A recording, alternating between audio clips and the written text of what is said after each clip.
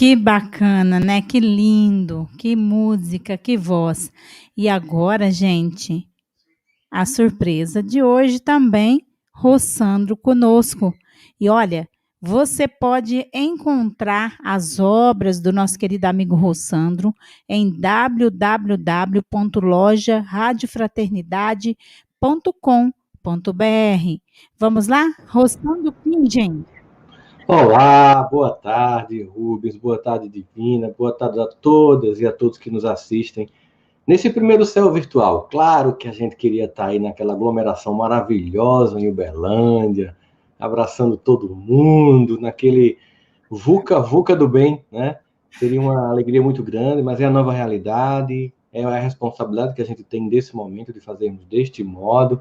E é uma alegria, meu amigo, estar aqui com você nessa tarde de hoje, para a gente falar desse tema, sou o grande médico das vossas almas, venho trazer o remédio para curá-las, que é o convite que Jesus nos faz. A gente está aqui nessa tarde, nesse momento em que a gente vive essa experiência, mas antes, Rubens, eu queria... Olha só, vamos fazer o seguinte. Nós vamos fazer o seguinte, nós vamos chamar a doutora Adriana, mas eu estava preparando conteúdo aqui, e eu achei um negócio aqui que eu queria te mostrar. Tá. Olha só, ouve aí comigo. Todos vocês que fazem web rádio moram no meu coração, e que Deus ilumine o trabalho de vocês, que tocam almas e que chegam a corações, e a gente é assim, a gente está trabalhando para Jesus e nem imagina como ele está usando a gente, né? E vocês são um exemplo disso, vocês nem imaginam o quanto o trabalho de vocês é lindo, o quanto toca corações, o quanto vocês fazem ecoar a pequenininha coisa que a gente faz lendo um livrinho e falando aqui nos eventos. Vocês ecoam isso para o mundo todo. Que Deus nos ilumine rica e profundamente, meu irmão. Cara, expositor Rossandro Pingen. Cara, eu tava olhando aqui, tava no arquivo agosto de 2015. E eu tava lembrando, porque aqui a gente está no ambiente da rádio, você esteve aqui com a gente em 2015. Exatamente, nessa salinha no começo, estive aí. Então, assim, eu lembro que você sentou aqui, pôs o telefone para carregar aqui, na época eram 2 celulares. Era. Cara, assim, Deus é muito bom, sabe? Então, assim, a gente fica muito feliz. Eu vou tocar a vinheta, você chama, acabar a vinheta, você já chama a nossa convidada de novo, da tarde de hoje, para estar com a gente aqui nesse momento lindo de falar de Jesus. Vamos soltar a vinheta aqui. A Web Rádio Fraternidade apresenta Rossandro Pingen, no primeiro Congresso Espírita Virtual, evento online, com a apresentação do tema Sou o grande médico de vossas almas e venho trazer o remédio que há de curá-las. Boa tarde, deu vontade de caminhar, viu, Rubens? Nesse lugar aí que você colocou nessa imagem, né? A gente com a vontade tão grande de estar fora, da gente poder sair um pouquinho. Então, esse caminho deu uma sensação de que tem uma trilha que nos vai levar de volta ao mundo. Mas, como eu sempre fiz nos congressos que eu fui em Uberlândia, sempre tive a alegria e a companhia de uma pessoa admirável, querida, respeitadíssima no Brasil e fora do Brasil, já antes no processo da microcefalia e agora continua também durante o processo da pandemia, mas que quer nos falar um pouquinho sobre essa atividade que continua, viu, gente? As crianças com microcefalia, as famílias com microcefalia continuam aqui. Tá lá meu amigo Romerito do coração, ele sabe quanto eu amo esse cara, que é o esposo dela, e minha amiga Adriana aí, tem esse ícone que você colocou aí agora, Rubens, é justamente para as pessoas contribuírem com a causa. Aproxima teu celular, escaneia essa imagem, a tua parte da câmera fotográfica, você aproxima desse logo aí e já abre para que você possa contribuir. Adriana, Romerito, sejam bem-vindos, boa tarde, fala um pouquinho para nós aí como é que tá a batalha, minha amiga. Boa tarde, Rossandro, boa tarde todo mundo de Uberlândia, deu uma saudade imensa de abraçar todo mundo. Eu digo que eu não sei como é que vai ser esse ano, porque eu ia para esses eventos roubar um pouquinho da energia das pessoas de coração bom desses lugares. E agora eu sinto que está faltando isso. Mas a gente, ainda bem que tem a internet, ainda bem que a gente ainda pode se conectar. Quer falar alguma coisa, Romero? Claro, só abraçar a todos de todo o Triângulo Mineiro, né? Que sempre está presente fortemente no céu. O nome do congresso é uma coisa muito interessante mesmo, é o céu. Um abraço a todos, uma saudade muito grande de poder abraçar vocês, mas brevemente nós vamos estar novamente, fisicamente juntos. Eu tinha preparado uma apresentação, mas eu acho que a gente vai fazer algo mais curto, só falando mesmo. Eu acho que o principal foco nosso, quando começou a pandemia, foi proteger nossas crianças. Então, a gente teve muito medo, Rossandro, todo mundo que está nos ouvindo, porque as crianças têm doenças respiratórias, né? Então, a gente não sabia qual seria o risco para essas crianças. Além disso, protegê-las, proteger as mães, o lado psicológico das mães, porque você já imagina o que é você já ter sido vítima de uma pandemia, de um vírus, e agora você ter um segundo vírus. Então, a gente se preocupou muito com isso. Então, no começo, a gente apoiou muito esse lado de estar sempre conversando. A gente tem um grupo de WhatsApp com essas mães, de estar sempre conversando. A gente viu as necessidades, né? A gente viu que a alimentação era uma grande necessidade naquele momento, produtos de higiene, máscara. Então, a gente fez toda uma programação. Teve aquela campanha da fraternidade também para assistência à alimentação. Então, a gente terminou seguindo esse rumo da campanha da fraternidade e a gente continuou dando essa assistência. E foi interessante porque todo desafio toda época difícil termina nos desafiando. E a gente começou a fazer algumas terapias online, acompanhando. A gente começou com vídeos instrutivos, mas não deu muito certo. Mas a gente começou a acompanhar online mesmo, ao vivo, através das mídias. E aí foi excelente o resultado. Então, a gente viu que as mães se empenharam, faziam exercício, depois a gente começou a fazer brincadeiras com as mães. Foi um período que a gente esteve muito presente na vida delas. E esse foi tão interessante que esse modelo deu tão certo que a gente está levando para Angola. Então, já há cerca de 4 meses, né, Romero, que a gente selecionou as mães, tem o marido de Suzana, o pai de Miriam, ele está localizando crianças lá para a gente, e a gente lá fornece do celular, a internet, aos alimentos para a África, para as crianças com microcefalia, além das terapias. Então, tem sido bem interessante, a gente conseguiu, com essa maneira online de atender, expandir para a África. Além disso, agora a gente já está tentando voltar, já tem uns 2 meses que a gente fez toda uma programação de volta com segurança, então todos os profissionais usando máscara, gorro, todo o material de proteção, algumas crianças usando face shield, as mais evoluídas, outras crianças a gente teve o cuidado de continuar online, são as crianças mais graves, mas eu digo que foi uma experiência difícil, mas eu acho que a gente amadureceu muito durante esse período. A gente amadureceu muito e a gente se uniu, e elas também se uniram, sabe? Uma apoiando as outras. E outro foco, outra coisa que eu queria comentar com vocês, que a gente viu também uma necessidade de expandir os trabalhos, né? Então, todo mundo viu o caso, por exemplo, da esposa de Alok, que teve o Covid e que teve uma boa resposta porque teve acesso rápido a um serviço de qualidade. Então, esse ano, o Amor Sem Dimensões resolveu expandir, então lança um novo projeto 2021, que é o Amor Sem Dimensões Grávidas, onde a gente vai oferecer tudo que a gente oferece na clínica privada, que eu ofereço aos meus clientes da clínica privada, aparelhos de alta resolução, exames caros, tudo a gente vai oferecer a essas grávidas para que a gente possa ajudar a construir bebês mais saudáveis. E vamos tentar trabalhar na perspectiva, aproveitar nosso centro de fisioterapia para estimular crianças que já nasçam com atraso de desenvolvimento, pela prematuridade, porque não foram bem nutridas. Então, hoje a gente está querendo expandir os nossos trabalhos.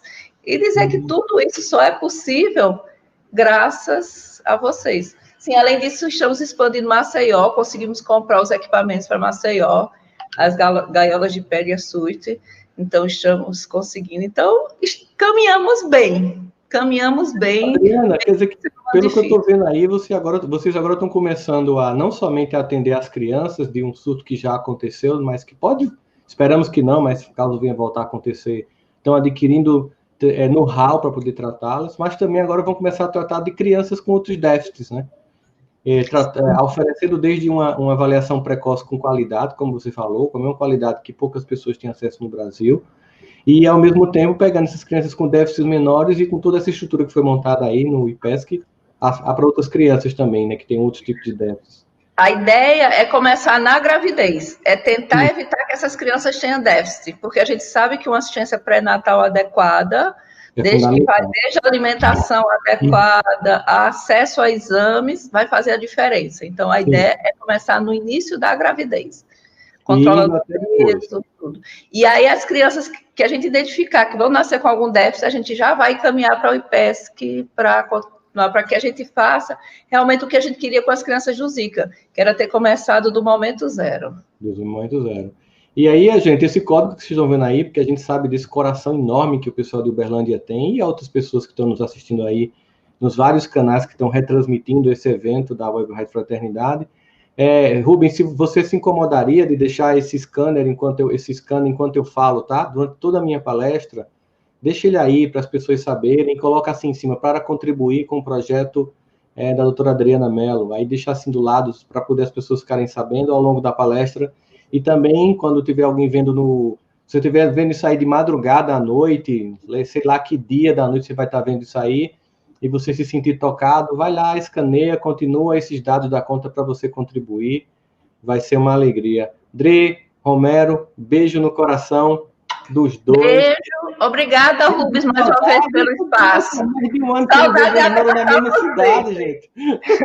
Um beijo grande. Tchau, Dre, tchau, Romerito. Tchau, gente. Meu amigo Rubens, vamos começar aqui com o nosso tema, para a gente falar um pouco desse tema tão importante para todos nós. Voltando a dizer que as pessoas podem contribuir, vai ficar aí de vez em quando eu vou estar lembrando para vocês contribuírem com esse trabalho tão bonito que a Adriana faz. Afinal de contas, dizer que Jesus é o médico e certamente é dos nossos corpos e das nossas almas, não quer dizer que ele não precise de auxiliares para operar essa cura. Não quer dizer que ele não precise dos médicos, médicas, psicólogos e psicólogas humanos, ou pessoas que não têm necessariamente um curso, mas que se colocam suas mãos à disposição de Deus, do nosso Pai, para que essa obra toda seja feita. Mas vamos pensar esse tema na perspectiva do mundo atual. Afinal de contas, o Evangelho não foi algo tão somente escrito para um povo de uma época, e todas as passagens e todos os personagens que viveram com Jesus não representavam tão somente pessoas de uma única época. Afinal, embora ele tenha vindo à Terra, do ponto de vista material, numa época específica daquela época em que Roma era o grande império, e a região da Judéia estava invadida por esse império, com um governador interveniente chamado Pôncio Pilatos durante algum tempo, os personagens, as histórias, as dores, as angústias, os dramas humanos se arrastam ao longo de séculos e milênios do mesmo jeito. O que muda são as tecnologias com as quais nós nos cercamos. Por exemplo, agora, como na época Jesus só tinha como falar para que todo mundo o ouvisse melhor, seja de um barco na praia, para usar como uma espécie de palco para que a multidão ficasse na praia, ou subindo a um monte. E hoje a gente aqui sobe as redes sociais, sobe as várias formas de fazer essa mensagem reverberar. Então, da mesma forma, as dores humanas são as mesmas. A forma como a gente fala dela é que mudou um pouco. E por isso a gente tem que pensar como, de lá para cá, grandes pensadores da raça humana começam a diagnosticar uma coisa que o Cristo já havia diagnosticado. A gente pega aí Freud, Jung, Zygmunt Bauman, Gilles Lipovsky, Yuval Noah Harari. Se a gente pegar grandes pensadores da área da ciência, da história, da filosofia, eles vão concluir que o mundo e a sociedade está adoecida. Mas antes deles, Jesus já dizia que sabemos que somos de Deus, mas o mundo jaz no maligno. Está lá em João, no capítulo 5, verso 19. Ou seja, existe um sinal de uma sociedade que está doente. Existem sinais de que a sociedade doente é fruto tanto das nossas doenças individuais que se socializam, como também o fato de que as doenças da sociedade nos contaminam. É uma via de mão dupla. A nossa não evolução moral, ela reverbera no conjunto da sociedade, uma sociedade doente e moralmente equivocada reverbera em nossa individualidade. Por isso a cura, fica muito bem claro, ela se dá nos dois sentidos. Né? Não somente dos que já estão melhores e precisam, por isso mesmo, se candidatarem a ajudar os outros, mas também de cada um de nós fazendo a nossa parte, tentando mudar os padrões doentes de uma sociedade. Mas o filósofo, escritor, professor indiano Krishnamurti, lá por volta de que nasceu em 1895, dizia: não é sinal de saúde estar adaptado a uma sociedade que está doente. Olha que interessante. Não é sinal de saúde estar adaptado a uma sociedade que está doente. Aí você fica pensando, tem gente que está adaptado a tudo isso? Tem gente que está bem, que está tranquilo? Lembrando da fala final do meu amigo Jorge Elahá, do nosso compromisso, né, que a gente tem, por exemplo, eu e todos vocês com a Fraternidade Sem Fronteira, ou com a microcefalia, como não olhar para a dor do mundo e não se incomodar?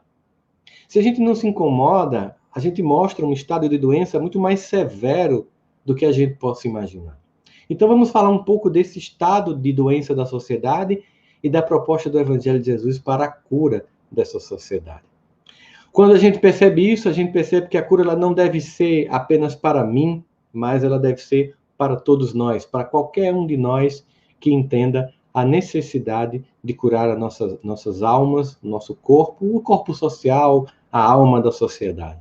Agora, por exemplo, durante a pandemia na qual nós nos estamos inseridos e todos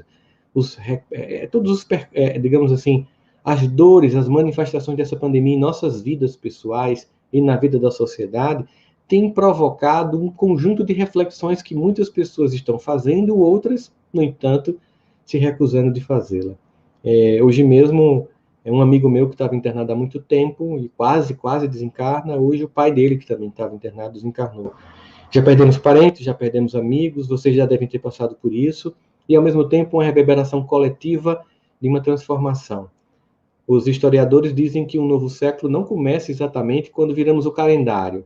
Começou o século XX no ano de 1900, mas com o início da Primeira Guerra Mundial e da gripe espanhola. Ou seja, um evento de características globais que moveu as emoções de todo o planeta, dão conta da nossa necessidade de pensar que, a partir daquele evento, começa-se um ponto de inflexão histórica, se inaugura o século XX, sim, e começa a se soterrar usos, costumes e padrões do século XIX.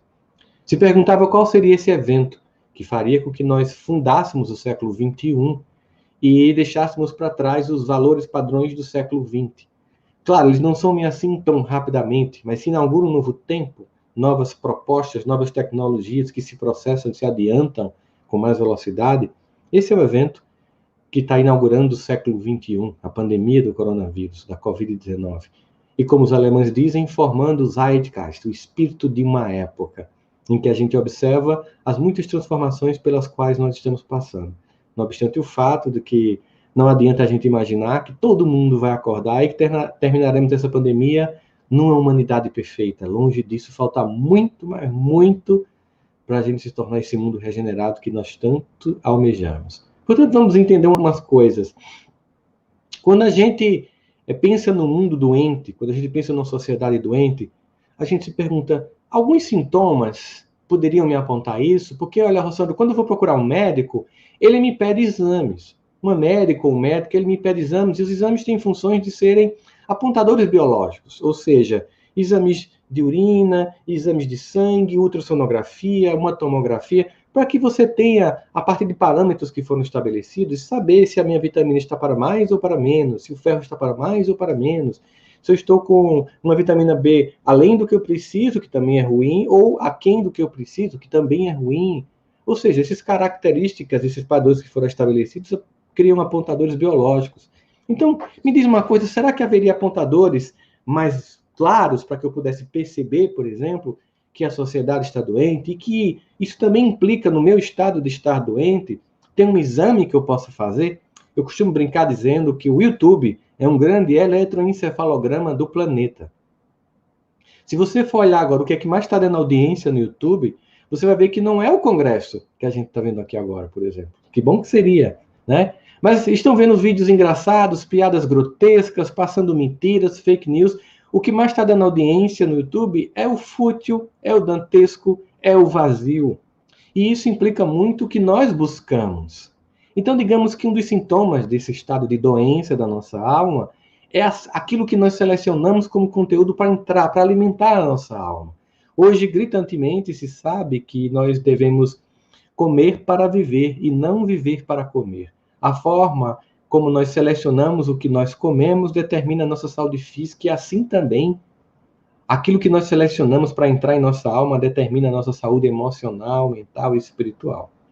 Mas vamos perceber que entre esses sintomas eu poderia aqui elencar vários deles, mas eu selecionei alguns apenas. Entre eles eu poderia dizer afastamento ou distanciamento do sagrado. Esse é um sintoma de uma sociedade doente. Quando nós nos afastamos de Deus. Nós poderíamos dizer, então, que o que nós estamos fazendo também faz parte de uma visão, de uma forma de viver com Deus de forma mais madura. Afinal, durante o processo evolutivo dos sistemas teológicos, havia um Deus punitivo, julgador, que foi sendo, obviamente, reconfigurado a partir do Cristo como um pai amoroso, Abba, paizinho que está nos céus, Abba, pai nosso que está no céu, paizinho que está nos céus. E talvez muitos tenham se afastado desse modelo aí, achando que era para se afastar para sempre, não apenas entender que a nossa maturidade deveria nos perceber, ver o nosso Pai numa dimensão muito mais amorosa e grandiosa, mas o afastamento do sagrado é um sintoma da doença. Nós vivemos uma sociedade em que muitas pessoas se afastaram. Durante a pandemia, e é muito natural isso, né? A gente, quando sofre, a gente se aproxima de Deus. Muitas pessoas voltaram a ter contato com Deus. Muitas pessoas, pela primeira vez, começaram a ter contato com Deus. E muitas pessoas tão somente aprofundaram a relação de intimidade que já tinham com Deus. Mas isso também vai mostrar de como você está desenvolvendo anticorpos espirituais para enfrentar as dores da alma. Nós temos ainda uma sociedade que prega a violência como uma forma de vício, a vingança, o ódio, a destruição, o conflito e a guerra. A competição a qualquer preço também é um sintoma de uma sociedade doente. Não é que eu queira vencer, é que eu queira vencer sobre o outro, sobre você. É uma necessidade de ter mais e melhor do que o outro. Não tem graça quando todo mundo tem o que eu tenho. Só tem graça quando eu tenho para além dos outros.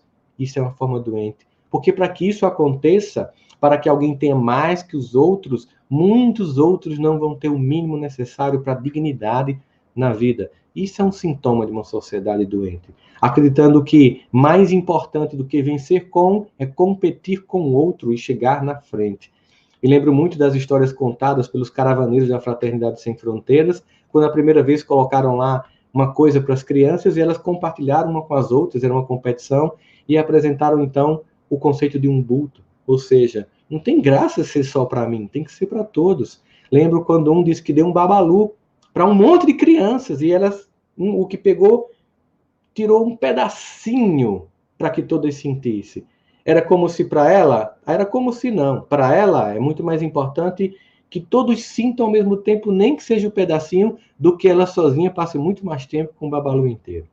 E uma sociedade doente é uma sociedade individualista, é uma sociedade como característica central o eu para além dos outros. E nós temos esses sintomas. Nós temos também uma recusa profunda numa sociedade doente a perceber todos aqueles que não têm as vantagens que certos grupos sociais têm, a não perceber as injustiças, a não perceber racismo estrutural, a não perceber as muitas formas de violência simbólica, os muitos silêncios que são colocados para não dar vez e voz a todos que têm direito de ter um lugar no mundo.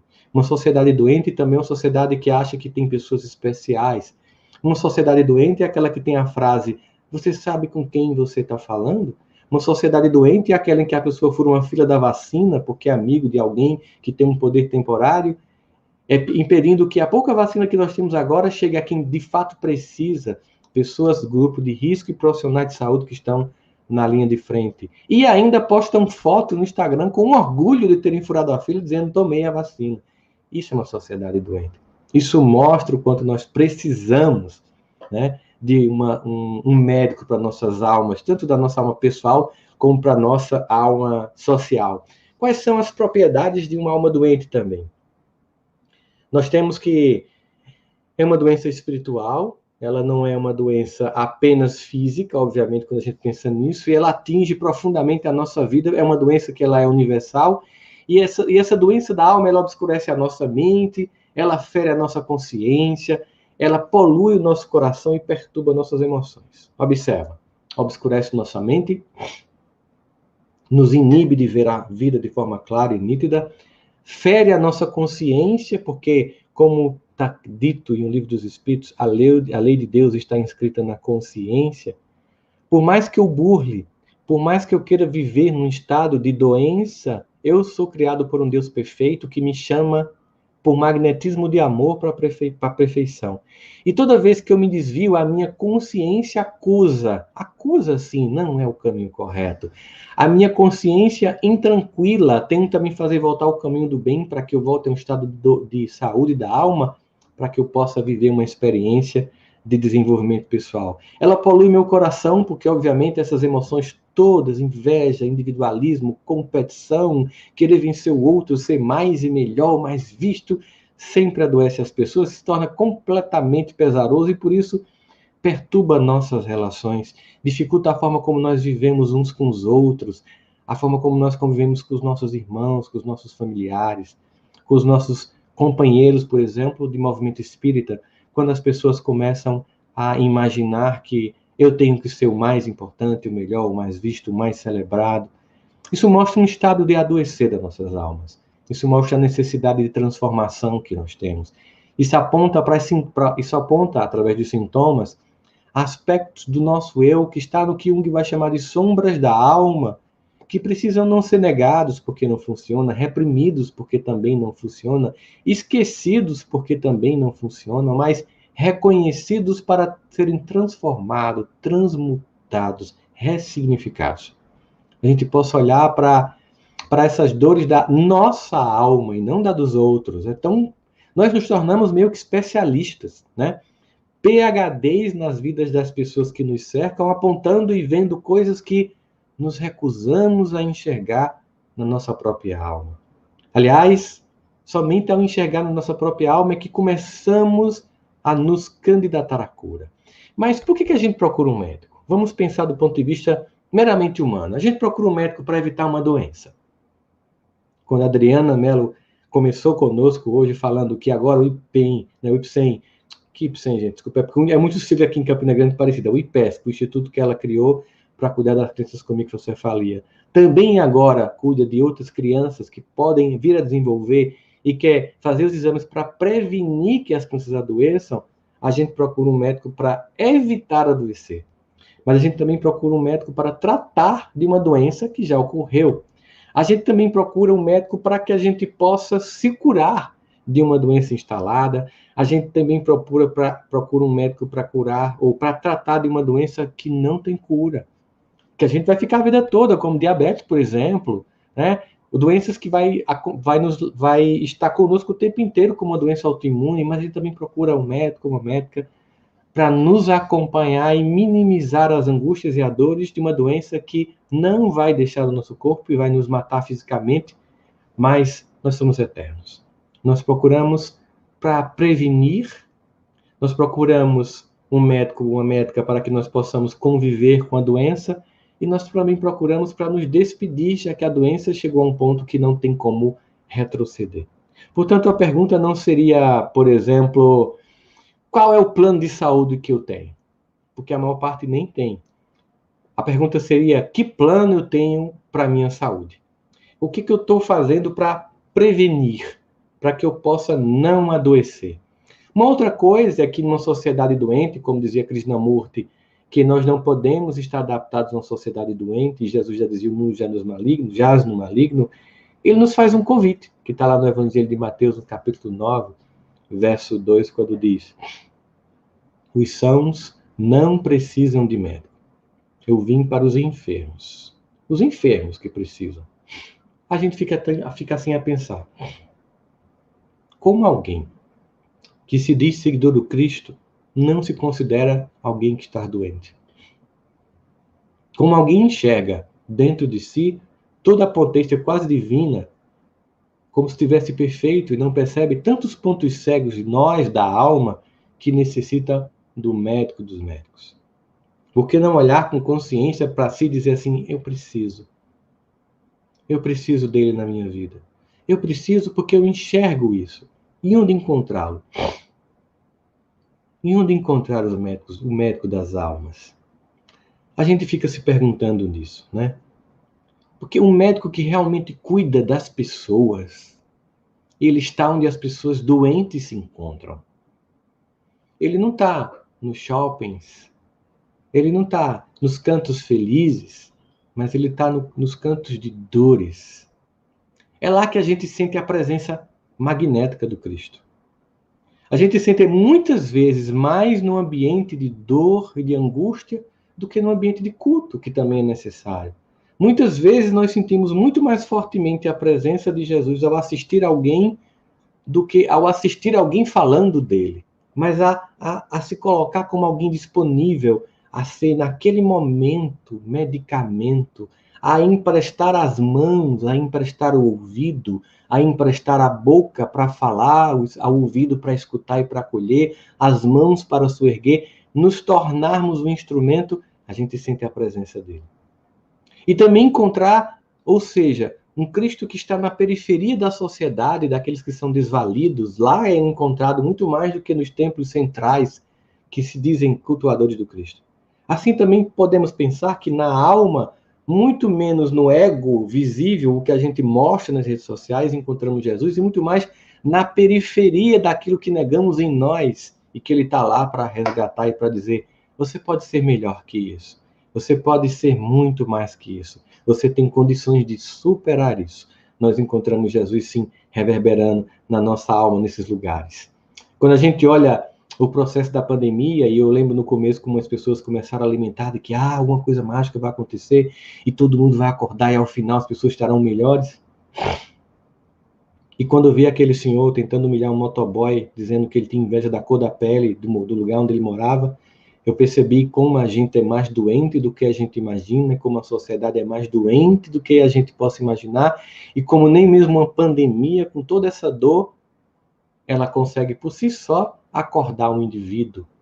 Porque também no processo da cura, é preciso que o paciente queira se curar.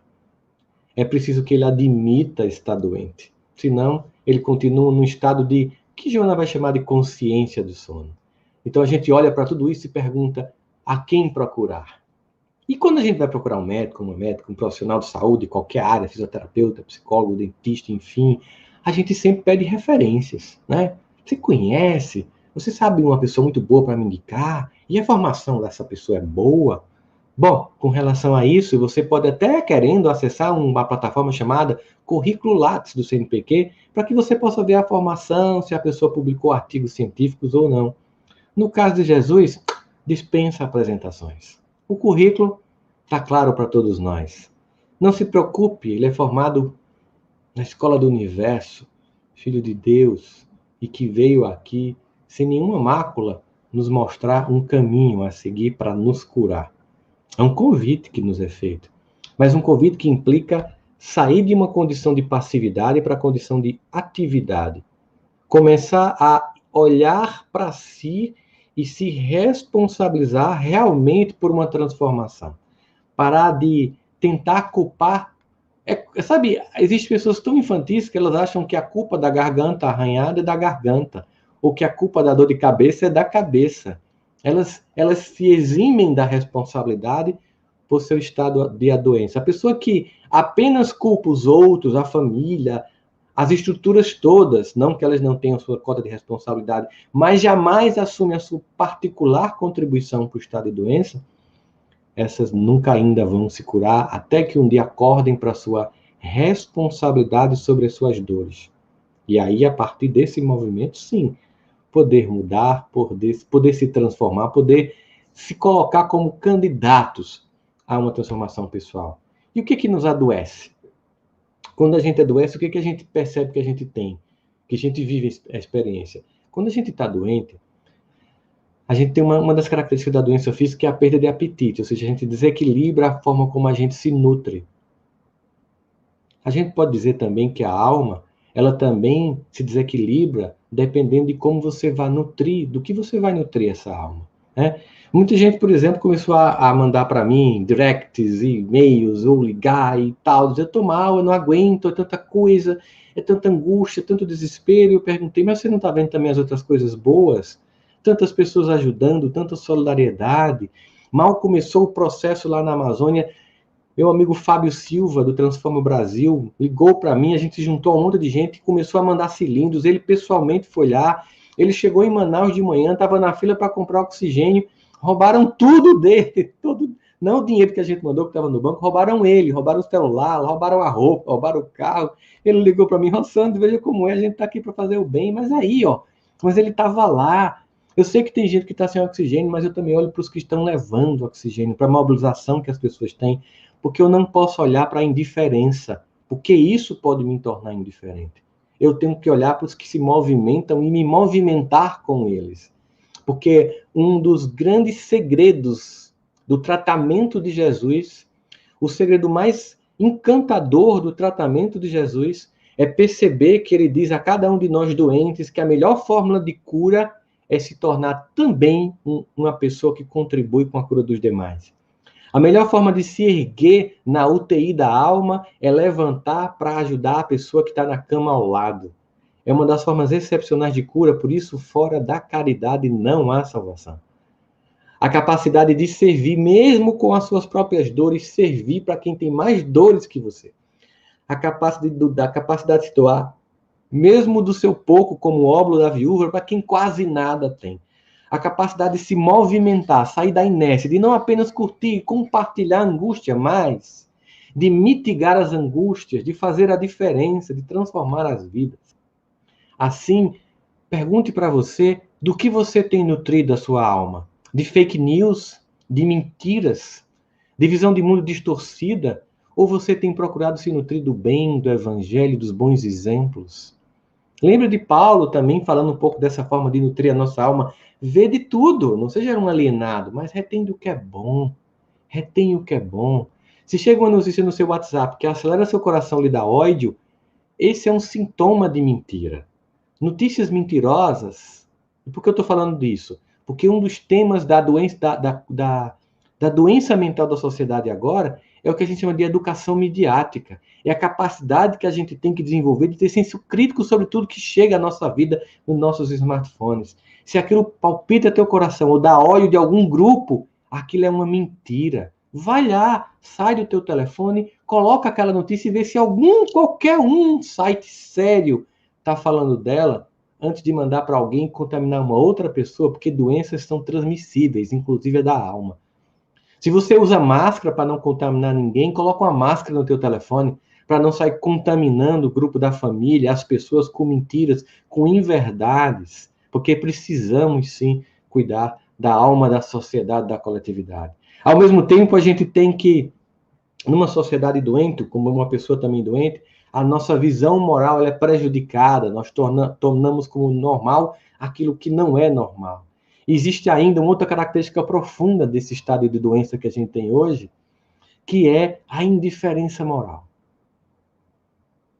Lá no Evangelho segundo o Espiritismo, no capítulo 9, no item 8, Lázaro vai nos dizer que cada época da humanidade, a gente tem uma sociedade que tem uma virtude para desenvolver e um vício para perder. Diz que a nossa virtude é a atividade intelectual, e a gente tem visto isso porque a pandemia ampliou e agilizou o crescimento das tecnologias. Tanto é que a gente está aqui fazendo um congresso virtual, vocês devem ter usando isso para aulas, para trabalho, mas o nosso vício é a indiferença moral. Indiferença. Ver a dor do outro e mudar de canal. Achar que não tem a ver comigo. Porque está todo mundo bem na minha família. Ninguém adoeceu. Eu estou pagando minhas contas. O que eu tenho a ver com quem está agora desesperado porque não vai pagar os boletos? Eu não tenho a ver com isso. Indiferença moral. Alguém que segue o Cristo e acha que não é irmão da humanidade, não entendeu. Alguém que segue o Cristo e acha que irmão dele é só quem cultua Deus como ele, quem vota como ele, quem torce pelo time que ele torce, está muito doente. Não entendeu absolutamente nada. Está numa forma tão alienada de vida que ainda nem tem consciência de que é um doente. É tão narcisista, tão egocêntrico, que ainda não tem consciência do estado de doença da alma. E o paciente de maior risco é aquele que recusa o diagnóstico. O paciente de maior risco é aquele que, em recusando o diagnóstico, não vai fazer os exames, para que possa ver a intensidade da doença, e por isso mesmo não se medica para chegar à cura. O paciente que mais risco tem daqueles que estão alistados como pacientes do Cristo é aqueles que acham que não são doentes, porque não vão encontrar o médico das almas, que veio para os que estão doentes. E se você acha que você não está doente, ou que a dor do outro não é a doença da nossa sociedade, e que eu tenho uma responsabilidade sobre isso, meu irmão, minha irmã, a sua alma está muito mais doente do que você imagina. E se você também só se desespera, se angustia, se deprime quando vê a dor do outro, você também não está bem, porque você não entende que tem que ter a necessária capacidade de olhar essa dor, mas se colocar como uma pessoa que serve. Você procuraria um médico que, se você chegasse lá com a perna quebrada, se desesperasse, meu Deus, sua perna está quebrada, eu vou chorar, não posso ver isso? Ou que ele tivesse a necessidade, ou ela, a necessária capacidade de agir para mitigar a tua dor e resolver o teu problema. E olha, não é indiferença aí, nem é frieza, é ação. É disso que nós estamos falando. Capacidade de agir. É esse incômodo, gente. Esse incômodo que moveu, por exemplo, Wagner para fazer a Fraternidade Sem Fronteira, Fábio Silva para fazer o Transforma Brasil, Adriana Mello para fazer o IPESC, e tantos de nós para contribuir ou para criar projetos, como o que eu vou criar em Campinas. Nós todos temos um movimento de alma, uma necessidade de ação. É aí que a gente percebe que o medicamento do Cristo começou a fazer efeito, porque começou a nos incomodar, porque no mundo doente, ou no mundo que jaz no maligno, eu tenho que ser um agente para mudar o estado das coisas. Eu não posso ser alguém que tão somente observa, que tão somente olha, mas que não age de modo algum. É esse o sentido da força da transformação que o médico das almas nos propõe. Nos propõe que você seja um paciente ao mesmo tempo médico dos outros, médico da sua própria alma, médico de outras almas com muito mais dores, e ao mesmo tempo se movimente no processo da cura do coletivo. Passos para a cura.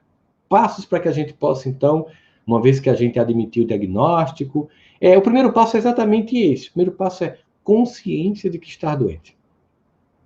Eu preciso saber. Preciso ter consciência e também dimensão. Eu preciso de um diagnóstico. Eu preciso fazer um diagnóstico. Eu preciso fazer um diagnóstico diário, como disse Santo Agostinho no Livro dos Espíritos. Diariamente, me perguntar o que eu posso fazer de melhor, como é que eu posso revisitar o comportamento no dia seguinte. Não é aquela checklist de fim de ano, é um checklist de fim de dia. Sabe, diariamente fazer uma pergunta, ou mesmo após um evento, mas por que eu me aborreci tanto com aquilo? Por que eu fiquei tão irritado, irritada? Poxa, por que eu reagi assim? Eu podia ter feito de forma mais leve. Essa consciência, ela se dá ao longo da vida.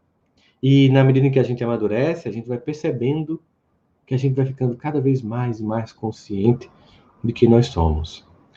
Na busca dessa consciência, a gente muda padrões mentais. A gente vai se convertendo. A proposta do Cristo é de converter a alma, não mudar de religião, mas de converter o padrão de atitudes da nossa alma. Mudar de religião é fácil.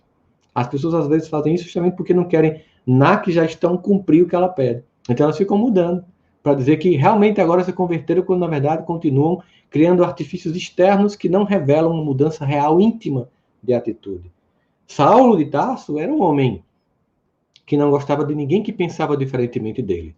Saulo de Tarso queria matar, e chegou a matar Estevão e tantos outros que achavam que Deus era diferente dele. Que o Deus que as pessoas procuravam era diferente do Deus que ele seguia. Ele era intransigente. Embora tivesse uma pureza naquilo que ele acreditava, ele era intransigente. Ele não aceitava a diferença, ele não suportava o contraditório, ele achava que tinha somente a razão. Saulo de Tarso era um homem que achava que só ele tinha razão. Saulo de Tarso certamente entraria no grupo da família, do WhatsApp, e brigaria com todo mundo, porque só a visão dele estava certa. Esse era um homem doente. Mas Paulo não. Paulo se converte. Paulo se cura. E talvez para ele mesmo escreve em 1 Coríntios 13, ainda que, olha só, eu tivesse a língua dos homens e dos anjos, ou ainda que eu tivesse a razão que nunca tive, porque não é só de um, como nos diz irmão, na verdade é um espelho quebrado, se eu não tivesse amor, o grande remédio para nossas almas, fonte vinda do Cristo, através do coração amoroso de Deus, se não tivesse amor, nada seria. Então, consciência que é adquirida naquele saldo que cai do cavalo e começa num processo longo e doloroso de consciência, até o Paulo que escreve a segunda carta a Timóteo, a carta da despedida. A percepção de um homem que vai ganhando consciência, se tornando paciente do Cristo e depois se torna também um dos grandes contribuidores daqueles que fazem parte do corpo médico de Jesus, Paulo. E quantos outros fizeram isso? Segundo passo, saber quem realmente pode curar você. A gente, quando tem uma doença, a gente tem que ter uma noção de que profissional exatamente tem a competência para aquilo. Quantas pessoas terminam se dando mal porque procuram um profissional que não tem a formação devida, que não tem a estrutura devida, e tantos charlatões da vida que estão aí a oferecer produtos que, no fundo, não contribuem com ninguém. Então, nós temos que saber a procedência. E, no caso de Jesus, como eu falei, não tem dúvida do currículo, nem tem dúvida da formação. É com ele que a gente vai encontrar, né, a cura das nossas dores, e todos aqueles que se capacitaram para fazê-lo e servir a ele, é que nós vamos encontrar. O nosso terceiro passo é seguir o tratamento, porque quanta gente abandona, né? Aquele assim, você começa a chegar no médico, numa médica para fazer uma consulta, e ele começa a mexer, nem falou da doença. Olha, eu quero dizer que você vai ter que mudar a sua alimentação. Ah, não vai me tirar meus doces, meus bolos, não vai tirar minha cervejinha, não vai. A pessoa já diz assim, eu quero ficar curado, mas eu não quero mudar o comportamento. Eu lembro que uma vez eu conversei com um amigo meu, que é endocrinologista, ele disse, Sandro, eu não quero mais, eu vou fazer especialidades. Por quê? As pessoas não querem mais emagrecer, Sandro. Não, quer não? Eu pensei que o povo procurasse muito por isso. Não, mas elas querem ser emagrecidas. Elas querem continuar comendo tudo que comem e serem magras. Percebe o que ele percebeu? Ou seja, as pessoas não querem seguir o tratamento, querem a cura, sem o tratamento. Como? Então, ganhar consciência, saber quem procurar e aceitar o tratamento. Tem gente que não quer. Tem gente que quer continuar com o velho comportamento, querendo ter a paz sem construir a paz. Querendo ter a saúde sem ter um comportamento provocador de saúde. Querendo viver de forma doente e, ao mesmo tempo, nesse processo, achar que vai ficar curado, saudável. Não, é preciso seguir o tratamento. E o quarto e último passo, que eu acho muito importante, porque eu quero aqui agora abrir para perguntas e respostas, para a gente interagir com as pessoas, meu amigo Rubens.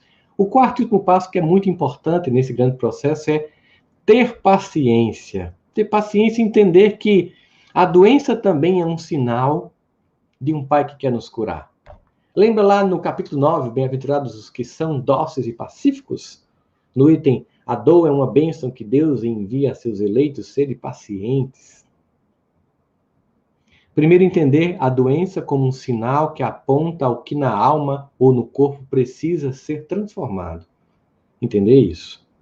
Mas, sobretudo, paciência. Porque quando a gente planta abacaxi, não é do dia para a noite que a gente transforma em uva. Quando a gente enraizou a dor de escolhas, a gente não puxa e joga fora como se fosse uma erva daninha, que você tira rapidamente. Não. Enraizou. Quanto mais tempo demorou na alma, tempo levará para sair. Quanto mais um comportamento patológico se cristalizou por condicionamentos psíquicos, tempo levará para que um novo condicionamento saudável substitua. Por isso, nosso querido Chico ouviu de Emmanuel, é preciso disciplina, disciplina e disciplina. Porque a mesma disciplina que nos fez tornarmos doentes é a mesma disciplina que nos faz nos tornar saudáveis. Portanto, paciência, como quarto passo para que a gente viva esse tratamento. E mesmo durante todos esses passos, qualquer sinal de melhora vem de ajudar o outro. Claro que tem um momento que a gente está tão prostrado que a gente não consegue ajudar ninguém. Tem momentos que a gente está tão prostrado que nem a capacidade de fazer uma prece tem, impede que fulano ora por mim. É normal, mas é um momento que passa.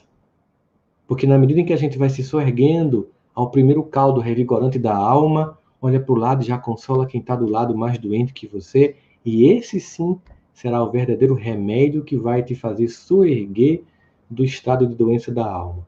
Esse é o remédio que vai fazer com que você, mesmo vendo o mundo doente, por estar fazendo o que tem que ser feito, por sentir-se alguém que participa para que o mundo se torne saudável, se cercando, estando junto de todos os outros que assim pensam e assim agem, você consegue se imunizar do mundo doente. A imunização ao mundo doente é tratar o mundo doente.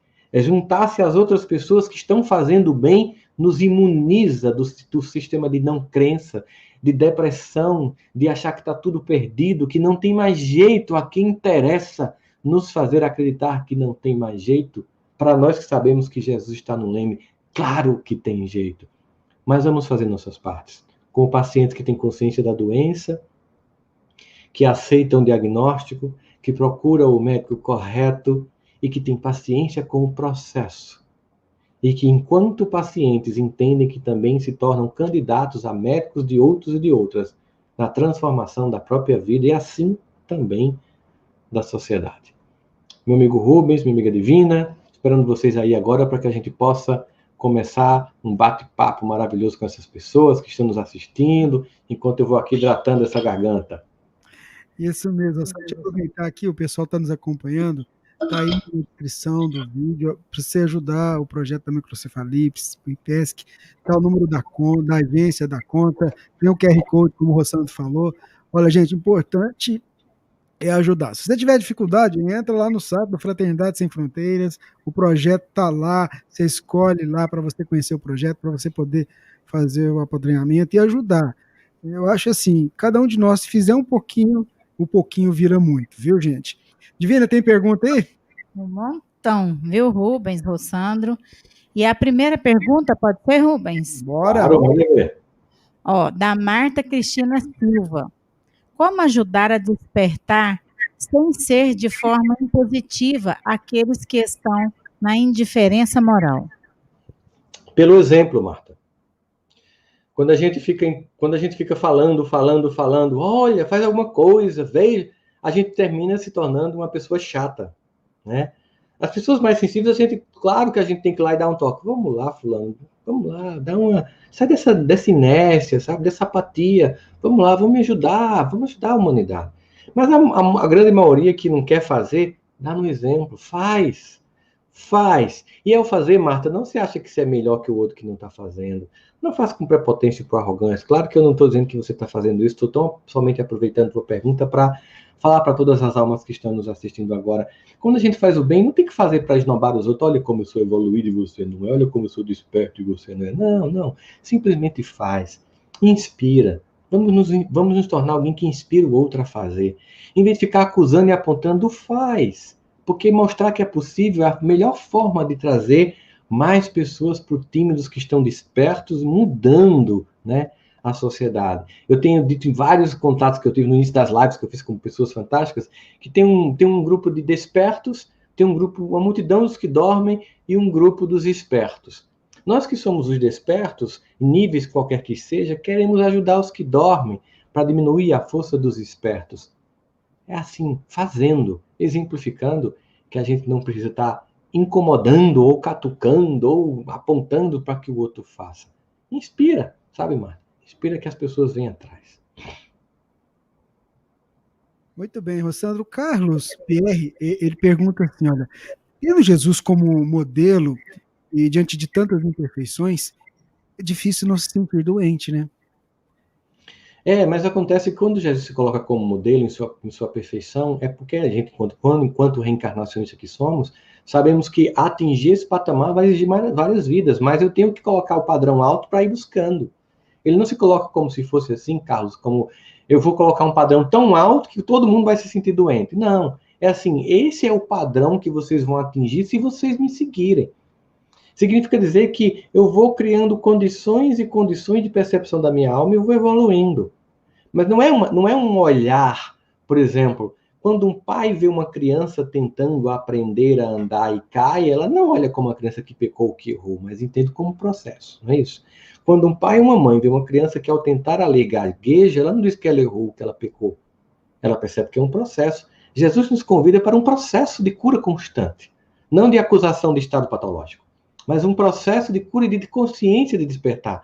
Não apontando nossos defeitos, mas percebendo que a gente vai cair, mas vai aprender a andar, que a gente vai gaguejar, mas vai aprender a ler. É nesse sentido mais de compaixão, de acolhimento que Jesus coloca para nós como modelo.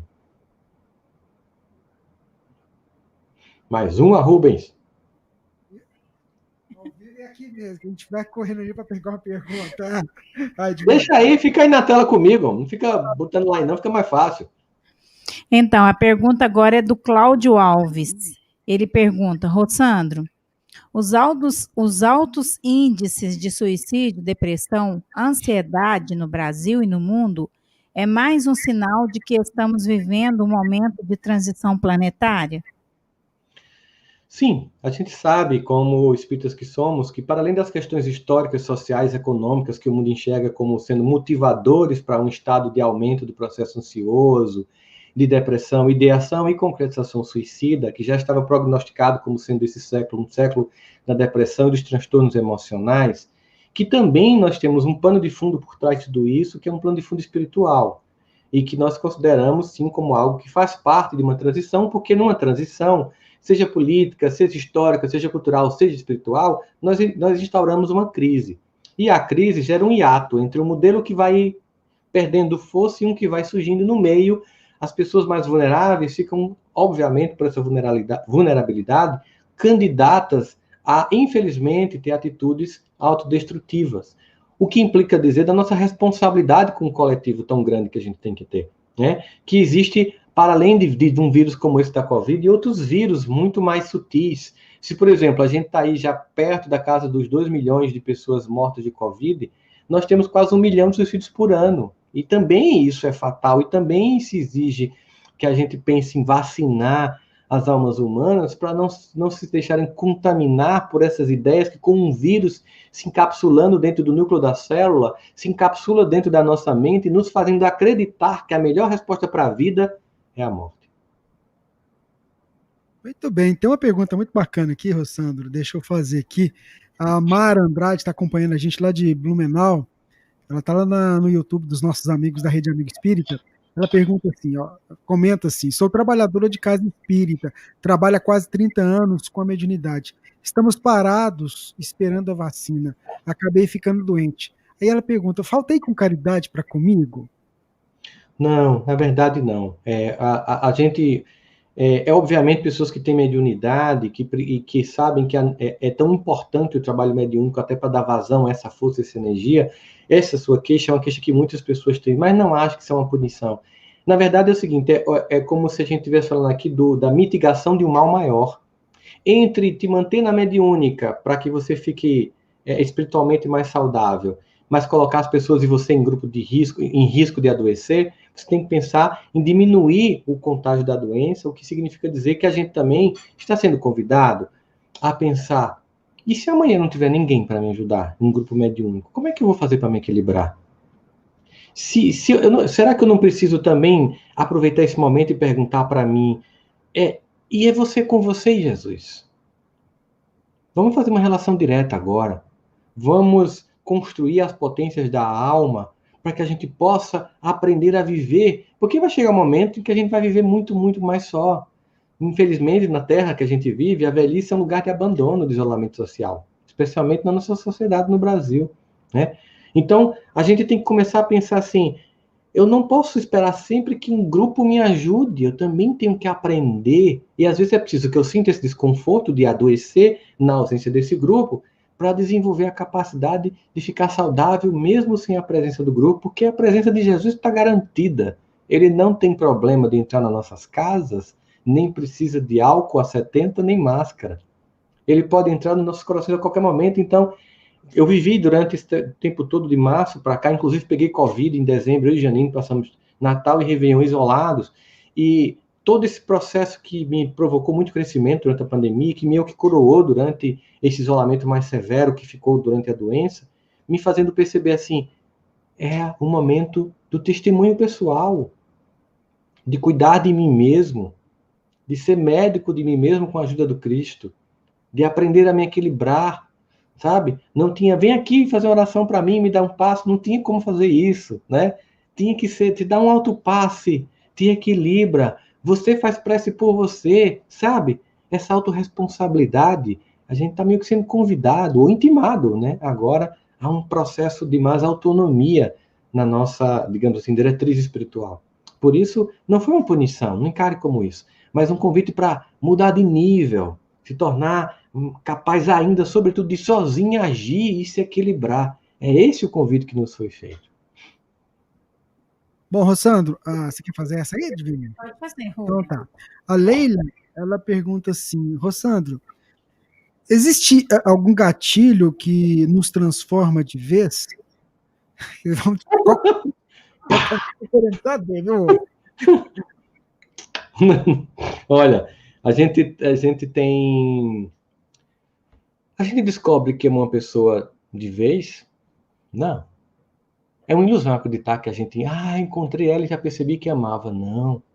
A gente foi construindo o amor ao longo da vida. A gente foi construindo em cada café da manhã, em cada bom dia, meu amor, em cada eu estou aqui com você, na paciência, na perda da paciência, e suportar também isso. Nós estamos construindo, do dia do início da paixão ao dia que a gente diz assim, eu amo realmente essa pessoa. Portanto, não é um evento, é uma sucessão de pequenos eventos. Não espera algo mágico e fantástico. Do mesmo jeito que não existe algo mágico e fantástico que simplesmente transforma a nossa vida, não existe algo mágico e fantástico que simplesmente transforma a sociedade. É um conjunto de sucessivos eventos que a gente tem a coragem de diariamente construir. Então, na verdade, nós temos que engatilhar diariamente a nossa transformação pessoal e a transformação social. Diariamente reafirmar o nosso compromisso com o bem, diariamente reafirmar o nosso compromisso com a nossa transformação, diariamente reafirmar o nosso desejo de não competir, de não humilhar, de não querer passar por cima, de não negar a dor do mundo, de não simplificar as respostas, diariamente, até que sim, aí parece que de repente a coisa aconteceu, mas não foi de repente. É exatamente como aquele clássico exemplo da água fervendo. Aos 100 graus ela vira vapor, mas ela não vira vapor porque de repente foi 1 grau de cada vez, até que aos 100 muda de estado. Assim, quando a gente vê alguém mudar de estado, não pensa que foi um gatilho ou algo mágico, não. Veio uma fervura de transformação na alma para a mudança do estado. É assim que acontece com todos nós, por isso, paciência para que isso aconteça e insistência para chegar a esses 100 graus da alma. Vamos lá, você está vendo que a gente está aqui internamente trabalhando aqui com um punhado de coisa, mas a Divina já tem pergunta ali. Vamos lá, Divina. Olha, essa pergunta aqui do nosso irmão, da nossa irmã. Peraí, eu perdi a pergunta aqui, meu Deus. Acontece. Cria um agora. São tantas perguntas, mas eu lembro mais ou menos. É uma irmã que pergunta como ajudar um médico que está no estado de depressão. Eu vou ver o nome dela aqui e te falo. Aqui, eu achei. Edmar Fabiana. Eu acho que a gente tem que... Eu conversei muito no início da pandemia com todos os meus amigos e fazia esse comentário muito nas lives, Rubens. Nós temos que orar, interceder, fazer preces, ligar, colaborar com todos os nossos amigos e parentes que estão na linha de frente da Covid, porque é muito doloroso, especialmente, por exemplo, quem está em Manaus agora e está tendo que decidir quem vive e quem morre. Mesmo que exista um protocolo que diga que você deve escolher esse paciente e não aquele, e você vai estar judicialmente cobertado, é uma decisão pessoal, sabe? E a dor fica para esse indivíduo. Então, nós temos que fazer tudo que a gente puder por essas pessoas. E aí você pode orar, fazer preces, você pode fazer todas as coisas que estão disponíveis no teu repertório de alguém que vive do Evangelho para ajudar essas pessoas. Nós realmente vivemos um momento em que grande parte do sistema de saúde está em estado de guerra. E as pessoas não foram treinadas para combater, para fazer tratamento de saúde em meio a uma guerra. Era uma coisa em meio a um sistema, sei, com muitas falhas e até meio caótico, mas não no nível que está, por exemplo. Então, obviamente, nós temos uma necessidade muito grande de fazer tudo, né, para ajudar essas pessoas, né, para a gente poder realmente... Eu tenho parentes e tenho amigos que estão na linha de frente e sei o que eles estão enfrentando e como tem sido dolorido desde que começou, por isso a gente tem que colaborar, sim, mas ao mesmo tempo respeitar, né? A gente não pode atropelar e querer que o outro se cure, porque também é um processo muito pessoal de cada um. Aproveitando isso que você está falando, Rossandro, o pessoal está nos ouvindo, às vezes a gente vê a notícia na televisão e talvez a televisão não nos sensibilize realmente. Mas eu queria dizer a você que está nos acompanhando, para que você deixa de tampa o nariz e fica sem respirar, para você ter uma ideia do que significa realmente a falta de um oxigênio. E o que o Rossandro falou, né, da gente, do médico ter que decidir, por exemplo. É uma situação que nós não precisamos chegar a isso. E a atenção que a gente tem que retomar é para a gente voltar a uma realidade e ver o que nós, como indivíduo, podemos fazer para mudar isso, viu, gente? Porque nós não podemos ficar sentados, né, Rossandro, esperando as coisas acontecerem. Nós temos que fazer a nossa parte nesse processo. E você, como você disse para nós, você, Janine, sabe o que é realmente passar. E eu estou falando isso aqui, Rossandro, porque o que a gente recebe de pedido de preces para quem está com Covid, para quem desencarnou de Covid, olha, é enorme, gente, é enorme. Todos os dias. Mas tem uma pergunta ali, vai. Vai lá, vai lá. Ó, a Joana Andrade, ela está lá no Ceará. Ela é da Rede Amigo Espírita. Como ajudar a pessoas que só veem o lado ruim? Tudo é um castigo. O que falar? A gente tenta fazer as pessoas enxergar, mas quando as pessoas enxergam aquilo que elas querem, aquilo que elas podem, né? Tem pessoas que acreditam em coisas absurdas e por mais que você queira fazê-las enxergar um mundo diferente, não consegue. Chega um momento que a gente tem que fazer tudo que a gente pode para que as pessoas enxerguem outros lugares, outras perspectivas e percebam o belo também que existe no mundo, ainda também que a gente tem que considerar que existe um momento, uma cota de dor significativa. Mas chega um momento que tentar insistir em fazer essa pessoa enxergar o bem vai nos fazer ficar enxergando só o mal que ela enxerga. A gente, em vez de chegar lá e contaminá-la com o bem, a gente termina sendo contaminada com o mal que ela está querendo enxergar. Então tem hora que a gente tem que permitir que o outro mergulhe naquele estado de causa e quem sabe, depois de tanto se sufocar, porque a gente tem uma tendência orgânica de repelir aquilo que está muito intenso, ela se cansar e quando ela se cansar, você diz, bom, está pronto agora para que a gente possa enxergar o bom também e o belo, aí a gente não fica o tempo inteiro se contaminando com quem quer estar se contaminando. Eu vou fazer aqui a pergunta da Randete Dias.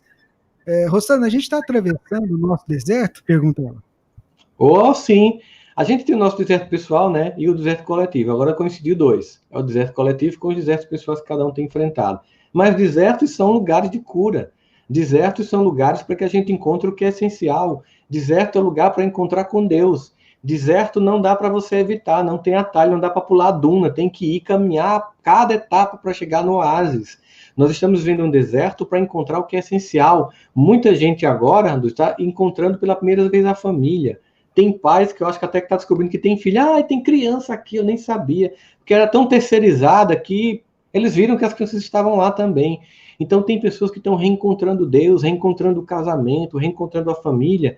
Deserto é um lugar para encontrar o que é essencial. Deserto é quando todo o barulho do mundo cessa para que o barulho do que é essência se torne presente na nossa vida e a gente aprenda a fazer a escolha daquilo que é necessário para a nossa paz, para a nossa felicidade. A pandemia, nesse sentido, ela é muito pedagógica em nos mostrar o que realmente importa, né? Quanto excesso, quanto barulho, quantas coisas que nós não precisávamos estavam entulhando a nossa mente, a nossa vida, e agora que fiquem essas lições inapagáveis, indeléveis, para que a gente, qualquer que seja esse novo normal, que a gente voltar, não voltar para o nível de consciência de sono que muitos de nós estava, que a gente continue desperto a partir dessa experiência que a gente tem vivido. Rossana, eu acho legal, né, que o pessoal vai interagindo com a gente. Aqui, eu estou olhando aqui no YouTube aqui, uma mensagem da Marlene. Olha só o que ela fez. Eu acho isso bonito, cada um fazendo um pouquinho, né? Eu sou enfermeira aposentada e mandei flores para o hospital, para os meus colegas, para incentivar. Tá vendo? Tá vendo que lindo, Marlene? Gestos, né, Rubens? Gestos, como Marlene fez, gente. Gestos. Você tá lá, agoniado, num dia cansado, plantão por cima de plantão, ainda não está imunizado, porque tem gente furando na fila, aí chega uma flor que ela mandou, uma rosa. Isso é um lenitivo. Tá vendo? Não é tão difícil. Manda um áudio, gente. Manda um zap, manda uma mensagem, manda uma carinha, faz uma ligação, diz estou orando por você. Incentiva. Para de passar mentira na internet. Para de ficar vendo caos. Age, ser instrumento do Cristo. Se permite ser instrumento do Cristo, que aí a cura vem na tua alma. Não seja instrumento dos homens doentes que querem nos tornar doentes. Não divida, una, junte. É esse o nosso propósito. Divina, próxima pergunta. A próxima pergunta é da Maria Rocha. Rossandro, devemos compreender que somos os trabalhadores da última hora e devemos contribuir com pequenos e grandes gestos, através do nosso exemplo de amor e benevolência, para contribuirmos com o mundo de regeneração? Sim, claro. Só pode dizer sim nessa pergunta. Ela já deu a resposta. Ela perguntou e respondeu. Exatamente isso. Com pequenos gestos, como esse das rosas, a grandes gestos, sim, contribuir, né? Lembra, do óbolo da viúva a qualquer outra coisa, a gente pode lá estar contribuindo para fazer a diferença. O que não pode é a indiferença, que a omissão é uma forma de violência. Vamos lá. Marcelo Rodrigues perguntando: existem doenças morais que são estruturais, profundas. Nestes casos, o tratamento poderá ser de longo custo? De longo curso? Sim, Marcelo. Está em Rancharia, São Paulo. Tá, Marcelo, sim, Marcelo. Existem doenças que são estruturais. Por exemplo, o racismo é estrutural, sabe? As indiferenças, violências e preconceitos são estruturais. Eles se acompanham há séculos. E é preciso entender isso como verdade e não achar que isso é vitimismo e poder agir. E não achar que assumir isso, eu estou fazendo um discurso para a direita ou para a esquerda, para o centro, para cima ou para baixo, que está empobrecendo o diálogo no Brasil e no mundo. É simplesmente entender que tem pessoas que são, sim, desprestigiadas. Por que a gente tem, por exemplo, uma sociedade no Brasil que a maior parte da população é negra e ela é quem menos tem acesso às escalas de poder na sociedade? Isso é um sintoma de uma sociedade doente, né? Porque tem mais pessoas de pele escura no Brasil e elas têm acesso às profissões, elas têm mais dificuldade de acessar as profissões mais valorizadas na sociedade, mas estão enchendo as cadeias. Isso é racismo estrutural. Existe uma estrutura de doença social. Não adianta negar. É preciso observar e trabalhar para mitigar, para minimizar. Os preconceitos que a gente não enxerga nos torna cúmplices de uma sociedade doente. Divina, vai lá, faz mais um. Olha a próxima. Renato Moura. Rossandro, você percebe alguma mudança interior em você nesta pandemia? Percebe isso nas pessoas? O que espera da humanidade futura? Bom, Renato, eu falando por mim, eu percebo profundamente, eu acho até, eu tenho... as pessoas têm dito que a gente avançou 10 anos em tecnologia durante esses últimos meses da pandemia. E eu estava dizendo para minha esposa, tenho dito para alguns amigos, a sensação que eu tive durante essa pandemia foi de um amadurecimento muito rápido, porque eu, de fato, quis escutar o que a vida quis dizer. Eu, de fato, silenciei, parei para escutar e aceitar o convite à transformação. E, inclusive, durante a doença mesmo, quando eu me contaminei com o Covid, eu e minha esposa, eu não fiz nada, sabe? Eu não fiz live, eu não fiz palestra, eu fiquei completamente off. E meu amigo, Leonardo Machado, psiquiatra, que vocês conhecem, tão querido, ele mandou um WhatsApp para mim dizendo assim: Rossandro, você escutou a doença. Você realmente ficou como alguém que tem que ficar, um paciente que fica pacientemente esperando a cura chegar e escutando o que a doença quer nos ensinar. Então, Renato, falando por mim, eu digo para você que foi de um caráter transformador absoluto, e por isso eu tenho gratidão, no sentido não pela pandemia, mas pelo que pude aprender na pandemia. Mas eu também vejo, Renato, citando inclusive aquele exemplo que eu citei durante a minha fala inicial, sobre aquele homem que humilhou o motoboy, né? Que tem gente que não acordou, sabe? Tem gente que não acordou. Mas pensando no coletivo, aí também eu tenho esperança. Vou dizer, Renato, que eu sou como o meu conterrâneo Ariano Suassuna, um realista esperançoso, né? Ou seja, lembrando que Jesus está no leme, eu digo a você que o futuro vai acontecer, porque quando lá no Livro dos Espíritos, Kardec pergunta sobre o que pode acontecer com os que tentam impedir o progresso. A resposta: não irão conseguir. Mas se tentarem, a resposta: serão trucidados pelas engrenagens que tentam fazer parar. Portanto, eu diria que a resposta à sua pergunta, a parte final da sua pergunta, e amanhã como é que você acha que vai ser o mundo, eu usaria o nosso compositor e poeta Guilherme Arantes: amanhã, mesmo que uns não queiram, será de outros que esperam ver o dia raiar, porque amanhã a luminosidade, alheia a qualquer vontade, será plena. Porque é um projeto de Deus, não é dos homens. Meu amigo, tá acabando já, né? Como passa rápido, né, dona Divina? Não é isso? Perguntas aqui ainda. Mas olha, a gente te agradece muito, você sabe do carinho, a gente começou junto lá atrás, eu lembro quando a gente acertou a sua vinda pela primeira vez em 2016, foi muito bacana. E assim, Rolando, o tema que a gente... Eu sou apaixonado por essa frase, né? Sou o grande médico das almas e venho vos trazer o remédio que há de curá-las. Eu queria que você, nesse momento, dissesse algo para aquele que está nos ouvindo, que fizesse aquele fechamento. Eu sei que tem muita gente que está passando por adversidades, tem gente que às vezes está pensando até no suicídio, tem vezes aquela pessoa que acabou de perder um ente querido, enfim, que você pudesse fazer esse convite desse grande médico das almas e falasse diretamente para aquele que está nos acompanhando agora. O médico das almas, ele conhece as dores que a gente nem diagnosticou em nós. Imagine as que a gente já percebe.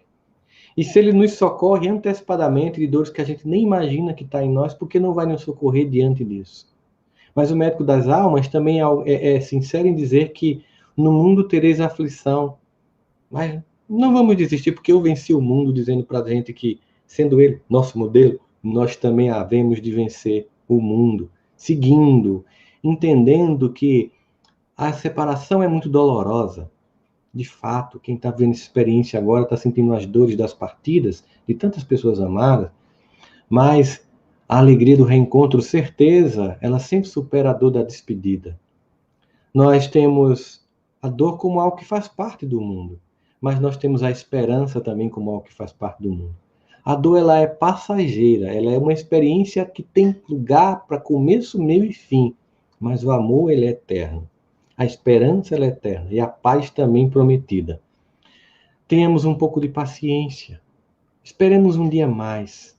Não decida agora triste. Não decida sem esperança no coração. Não crie expectativas de soluções que vêm de fora quando elas vêm de dentro, mas não somente os seus recursos, sobretudo de Deus. Quando faltar forças, quando faltar capacidade de se erguer, lembra daquela poesia de autor desconhecido, Pegadas na Areia? Nessa hora, 2 passos apenas na areia de um Cristo que te carrega no colo, para te deixar na praia tranquila da esperança e do futuro. E agora a fé. Quando os recursos do mundo e os nossos, eles diminuem a força, a fé em Deus, a fé no Cristo, nosso modelo, nosso Rabi, doce Rabi, que irá nos levar para a praia da tranquilidade.